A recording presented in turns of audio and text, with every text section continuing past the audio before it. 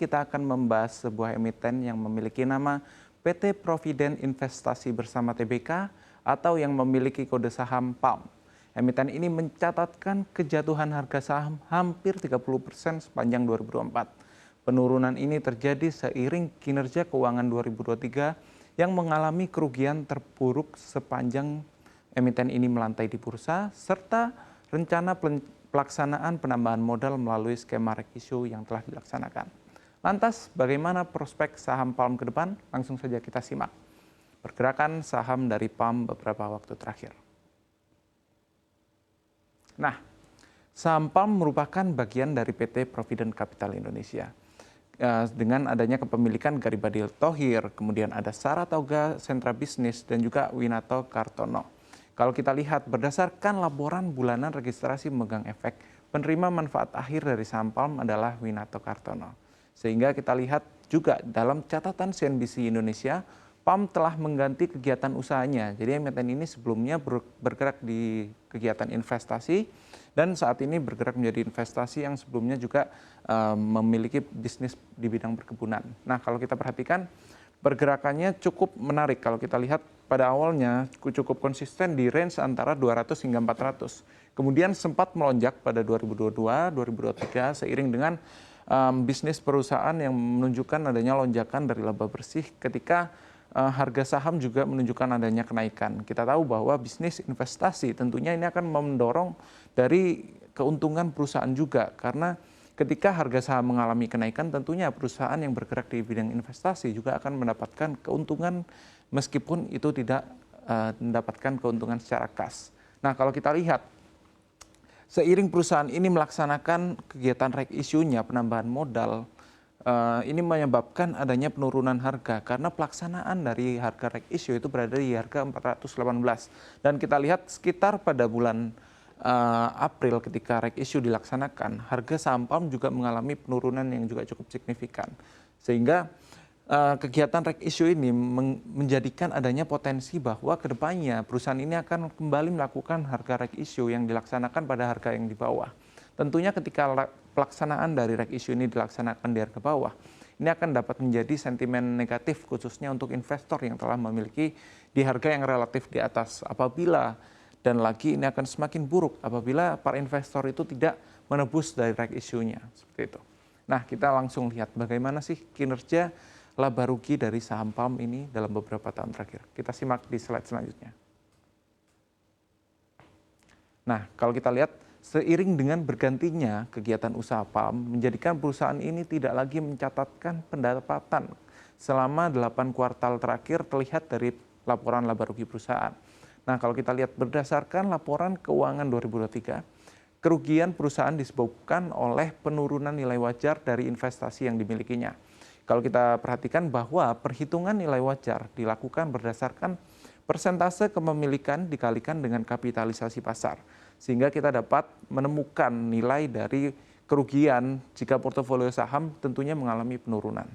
Kalau kita lihat juga dari catatan kaki investasi laporan keuangan 2023, PALM memiliki 4 investasi utama yang mempengaruhi kinerja operasional perusahaan. Di antaranya adalah PT Merdeka Battery atau yang kita kenal dengan MBMA. Kemudian ada juga Merdeka Copper and Gold, Tbk yang memiliki kode saham MDKA dan MMLP. Dan juga Gianti Time Limited. Nah, kalau kita lihat dari pergerakannya pun sudah terlihat. Khususnya ketika perusahaan berganti menjadi bisnis yang berfokus dalam bidang investasi. Perubahan dari laba bersih ini cukup signifikan. Terlihat pada tahun 2020-2021 ketika mereka melakukan penjualan saham dan itu merealisasi keuntungannya, tentunya ini menyebabkan dari segi laba bersih perusahaan itu melonjak cukup signifikan menjadi 1,9 T, 2 triliun. Namun kalau kita perhatikan pada 2022 seiring dengan harga saham yang juga sudah mulai menunjukkan adanya perlambatan, ini menyebabkan laba bersih dari PALM sendiri tersisa hanya 240 miliar. Bahkan pada tahun 2023, seiring dari portofolio saham yang dimiliki oleh PALM ini sendiri juga mengalami penurunan yang cukup signifikan. Tentunya ini menyebabkan perusahaan mencatatkan kerugian yang cukup signifikan pada 2023, bahkan menyentuh kerugian hingga 3,3 triliun.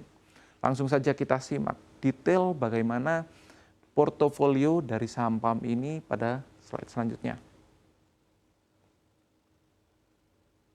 Nah, kalau kita lihat 3 portofolio utama ini berdasarkan data Refinitiv menunjukkan ketiga saham tersebut mengalami pergerakan positif sepanjang tahun ini. Dengan harga ketiga investasi utama yang tercatat di bursa kompak menguat hingga 25 April 2024. Nah, kalau kita lihat MBMA menguat sebesar 2,7%, kemudian kita lihat MDKA juga terapresiasi 7,6%, MMLP melesat hingga 11,9%. Sehingga kalau kita lihat penguatan ini yang terjadi pada kuartal 1 2024 ini, kita lihat bahkan MBMA itu mampu melesat hingga 17,28%, MDKA 17,47%, dan MMLP ini masih menunjukkan tidak adanya pergerakan. Sehingga kalau kita lihat berdasarkan hal tersebut, saham PAM berpotensi mencatat laba yang cukup positif pada kuartal pertama 2024 ini, dengan catatan apabila perusahaan tidak melakukan penambahan atau pengurangan dalam susunan portofolionya. Dan juga kita perlu perhatikan bahwa laba PAM pada 2022 anjlok tersisa 240 miliar. Pada 2023 harus mencatatkan kerugian sebesar 3,3 triliun. Nah, kalau kita perhatikan pada tahun 2023 ini menunjukkan harga yang relatif stagnan. Apabila kita lihat dari awal tahun ini menunjukkan tren yang cukup menurun sehingga ini turut menyebabkan adanya rugi dari PAM hingga 3,3 triliun.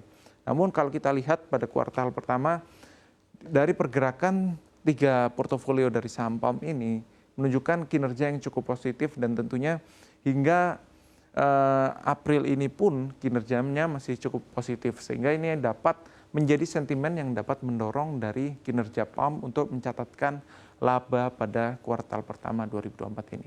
Nah, kita lihat bagaimana dampak dari kinerja PAM pada 2023 terhadap arus kas operasinya, kita lihat di slide selanjutnya. Nah, kalau kita perhatikan, parahnya lagi, kerugian itu yang dialami oleh PAM pada 2023 harus terrealisasi pada arus kas operasi yang tercatat negatif pada 2022 dan 2023 sebesar 240 miliar dan sebesar 2,7 triliun pada tahun 2023. Persoalan ini menyebabkan saham PAM harus menambah kas perusahaan untuk mempertahankan likuiditasnya yang menipis. Sehingga kalau kita lihat berdasarkan data di Stockbit Sekuritas, kas PAM tersisa sebesar hanya 75 miliar. Dan dibandingkan dengan total liabilitasnya yang sebesar 6,3 triliun, artinya ini menunjukkan bahwa posisi dari likuiditas PAM ini cukup terancam. Kita lihat kalau dalam beberapa tahun sebelumnya, arus kas operasi dari PAM ini cukup stabil ya. Meskipun terkadang mencatatkan kinerja positif, terkadang negatif, namun dengan adanya pergerakan ini menunjukkan bahwa PAM mampu bertahan di tengah pergerakan pasar volatilitas yang tidak pasti. Namun kalau kita perhatikan, pada tahun 2022 dan 2023, ini menunjukkan kinerja yang cukup buruk untuk arus kas operasi dari PAM sendiri, sehingga dengan kerugian hingga 2,7 triliun 2023 ini, memaksa perusahaan untuk harus melakukan penambahan modal salah satunya melalui skema reg issue. Kita akan membahas bagaimana skema reg issue ini dapat menolong atau malah memperburuk dari kondisi keuangan dari PAM. Dan tentunya ini akan berdampak pada pergerakan harga sahamnya. Kita lihat di slide selanjutnya. Nah, kalau kita perhatikan, PAM harus melaksanakan penambahan modal melalui skema hak memesan efek terlebih dahulu atau yang biasa disebut dengan right issue. Berdasarkan keterbukaan informasi terkait dengan aksi korporasi yang dilakukan oleh PAM, PAM menerbitkan saham baru sebanyak 8,6 miliar saham. Kemudian rencana penggunaan dari penerbitan ini adalah sebesar 3,6 triliun dan tersebut akan dialokasikan untuk penyertaan atas 3,6 juta saham baru yang akan dikeluarkan. Kemudian rasio HMETD yang akan diterbitkan ini sebesar 301 banding 368. Ini berarti setiap pemegang 300 saham lama yang namanya tercatat dalam daftar pemegang saham perseroan per 18 Maret 2024 akan berhak untuk menebus 368 saham baru. Dan juga pelaksanaan HMETD ini ditetapkan sebesar 418 rupiah per saham. Sehingga penerbitan HMETD ini tidak disertai dengan penerbitan waran dan juga harga penebusan right issue yang berada di bawah harga pasar menjadikan kejatuhan harga saham dan kerugian dilusi bagi investor tentunya yang tidak melakukan penebusan. Sehingga hal ini kalau kita lihat ini dapat menyebabkan potensi ke depan perusahaan akan kembali mengalami likuiditas yang seret, khususnya kalau kita lihat portofolio yang mengalami kerugian dan perusahaan berniat untuk menambahkan investasinya seperti yang sudah terjadi pada 2023. Alhasil ini tidak menutup kemungkinan perusahaan kembali melakukan reissue ke depan untuk mengantisipasi risiko likuiditas yang akan terjadi. Tidak hanya itu, kalau kita perhatikan secara valuasi, perusahaan PALM ini memiliki valuasi yang relatif mahal dengan rasio price to book value sebesar 2,81 kali. Sehingga kalau kita lihat nilai tersebut itu cukup besar untuk merupakan perusahaan yang memiliki volatilitas dari laba rugi yang cukup tinggi. Seperti itu.